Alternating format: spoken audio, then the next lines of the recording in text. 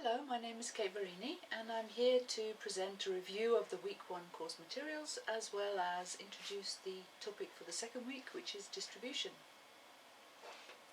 So the first thing I would like to do is to do a review of revenue management concepts. So the first thing you should have been reading about were the conditions for revenue management. The most important of these is of course a business should have perishable inventory. That is inventory that can not be sold twice tomorrow. We have to sell it every day because we're in a service organisation. Therefore, for example, in the case of hotel rooms, we have to sell rooms every night.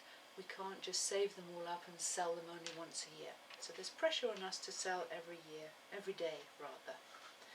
Another condition of revenue management is having low marginal sales costs. That means if we sell one more, it doesn't cost us very much.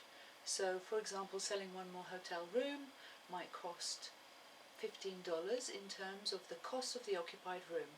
That is the costs that are created by the customer. Sometimes we might call these production costs. So the cost of changing the linen, the cost of a little bit of water, electricity, amenities, and maybe the food cost of the breakfast if that's included as well. So really the cost that the customer creates when they're staying with us. Think about a ski lift. When we sell one more ski pass, the additional cost for one more ski pass, well, it's minimal really, isn't it? Because it doesn't really cost the business any more to sell one more ticket to one more customer. The other thing about businesses that can use revenue management very effectively is that they generally have very high fixed costs. So when we're talking about fixed costs, we're referring to the cost that we have to pay whether we have customers or not. Costs that we would have to pay that stay the same whether we have 50 customers, 100 customers or 150 customers. And generally in service organisations those costs are rather high. So it might be the rent of a building, it might be the heating of that building, and it may mean we have to have a number of staff on duty no matter how many customers we have.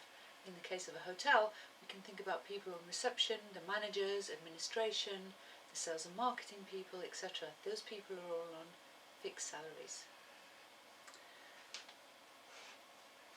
Another condition of revenue management is the ability to segment markets, and we will be talking more about market segmentation later, but there is a resource online on SlideShare about market segmentation which I will be giving you access to in due course.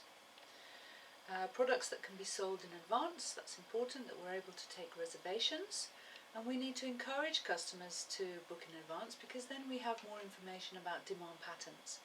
The more information that we have about demand patterns, the better forecasting we can do. And that's about it for the conditions of revenue management.